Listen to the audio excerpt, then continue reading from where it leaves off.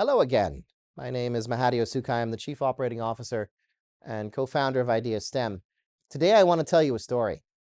Earlier in my career, during my first attempt to sort out workplace accessibility supports, or accommodations, as we say in North America, I had an experience that I would like to describe as a tragic comedy.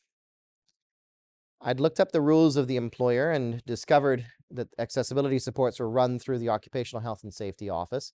After letting my supervisor, somebody I had known and worked with for a number of years to that point as a trainee, what I was doing, I set off to have a conversation with the friendly OHS staff. I surprised the OHS nurse at the front desk with my request to talk to somebody about accessibility supports.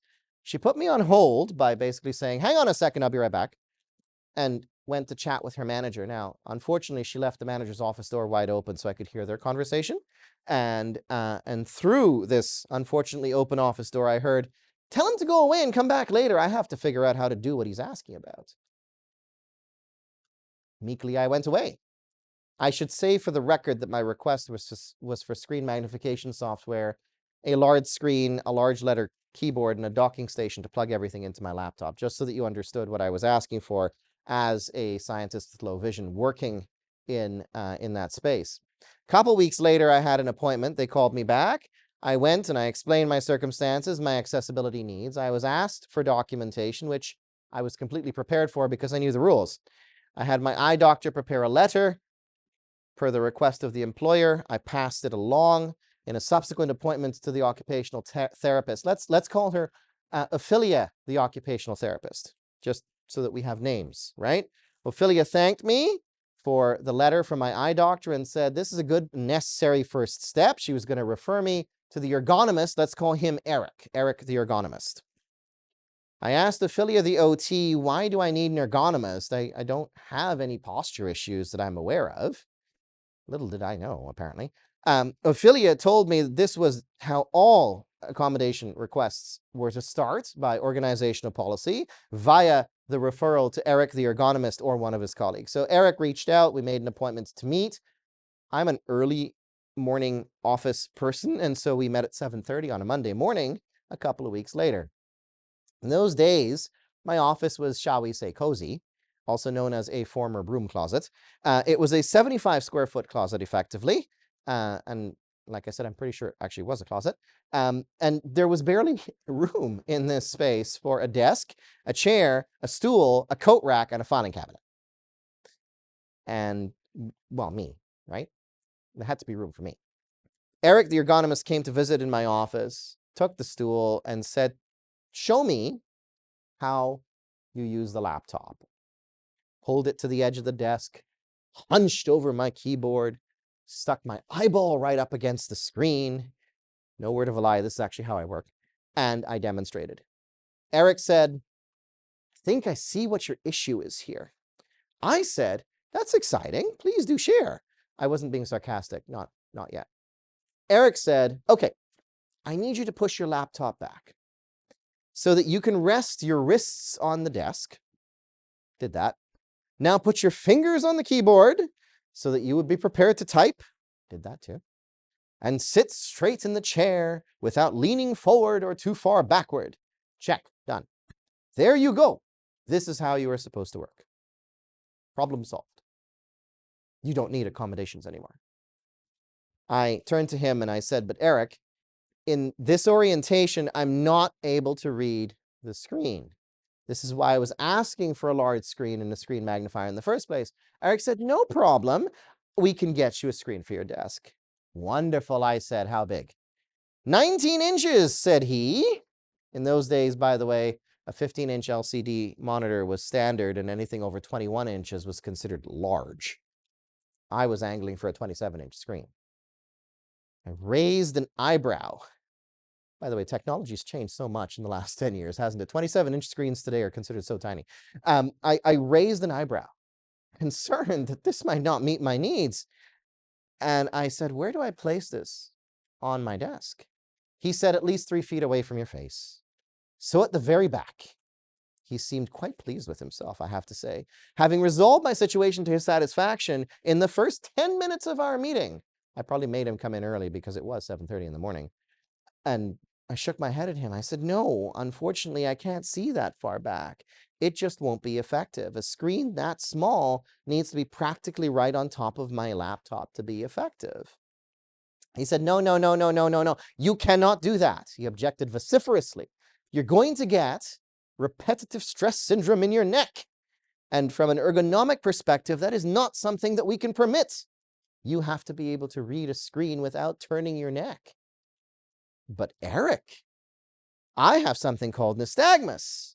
In other words, my eyeballs jiggle uncontrollably and involuntarily, kind of like Mad-Eye Moody from Harry Potter, and therefore cannot read the way that you are describing, ever, with anything.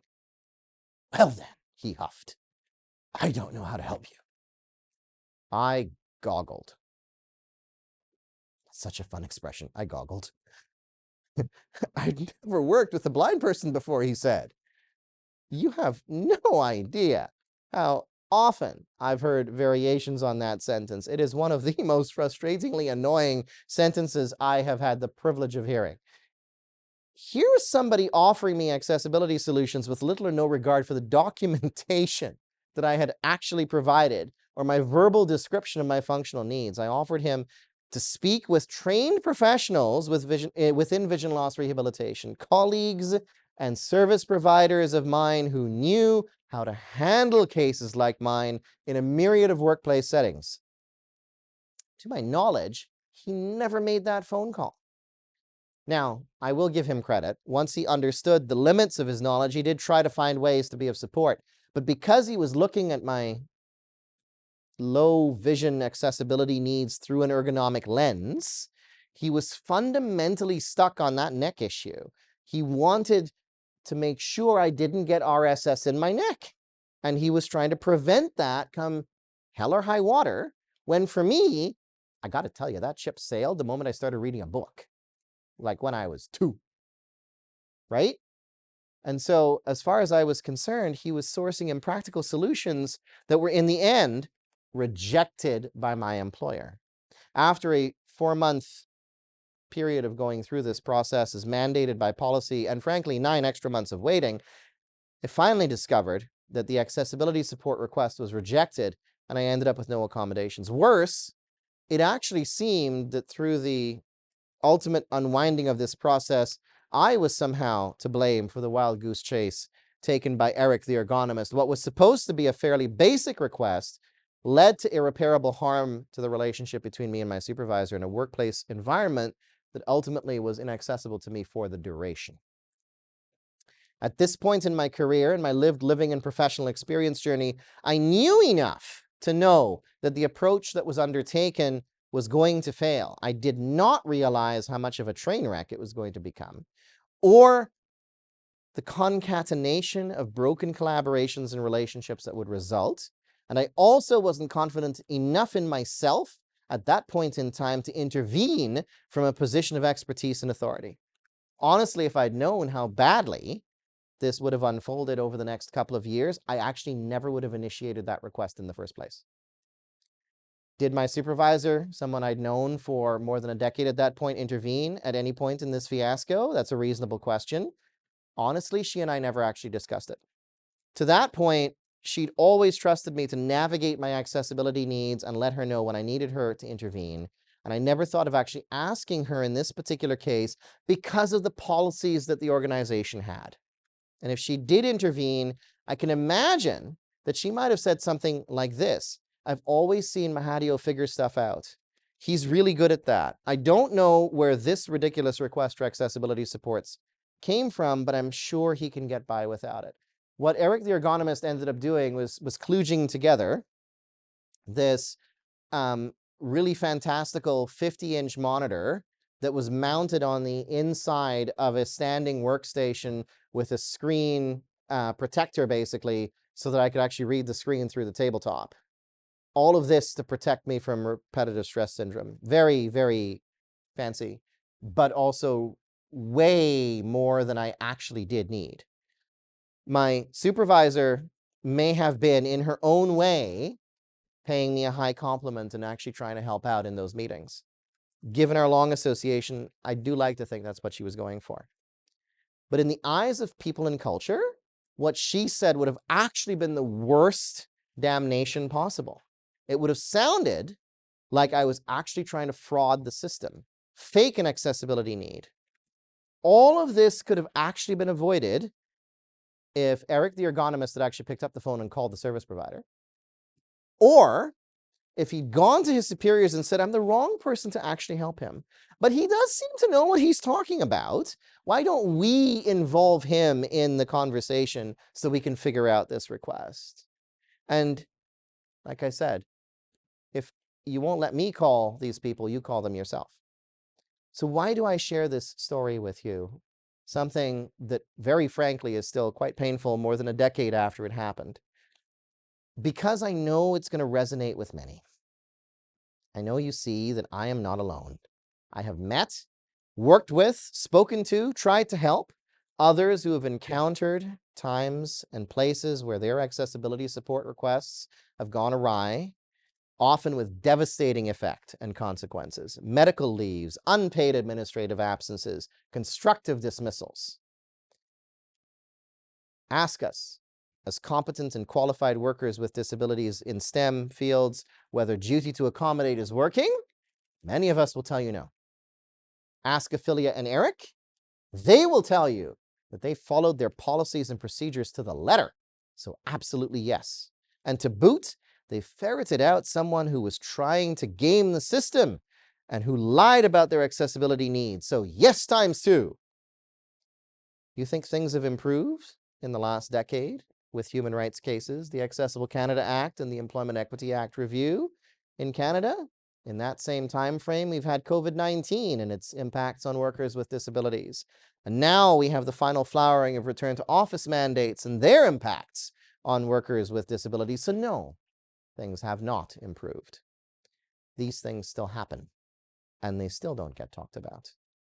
This experience led me to pivot my disability-focused research program from higher education to employment. It led me to seek membership on the Accessibility Standards Canada Employment Technical Committee and ultimately to submit my candidacy to chair it. This experience led me to ask why. Why is duty to accommodate set up the way it is? Asking that question took me on a journey through time to the first development of disability policies as a result of assembly line accidents in the early 20th century. And then from there, through to the impact of Taylorist economics and how we define productivity in disability policy. From there to an understanding of how the disabled workforce has evolved with time and how today there are so many more workers with disabilities who come to work with those lived experiences when all the policies we use were built for the injured on the job worker. And let's be honest, were built to protect against false claims of workplace injury. But this experience also let me start to ask, how can we do better? And over the course of a decade, I've come to learn the duty to accommodate is an important tool in our toolkit, but it's not the first thing that we should do. In fact, in the Accessible by Design workplace, the notion that you have a workplace that truly embraces this idea that every human is different and difference is not bad, this workplace that says we'll treat everyone the same by giving them all access to the best accessibility supports that we can reasonably afford to start with, that workplace that designs for accessibility first, not last, in that space, duty to accommodate is the option of last resort, not first resort. We can do better by changing how and for whom we imagine the work environment. We can do better by being intentional about our teams, our practices, by recognizing the true diversity of thought, of ways of thinking, of neural wiring. We can do better by designing for us, not just for me. We can do better by changing our culture, our leadership approach, our communication strategies to recognize that 1 in 5 working adults interact with the world, 1 in 5 working age adults interact with the world differently as a result of experiencing disabling barriers. We can simply do better. How will you do better?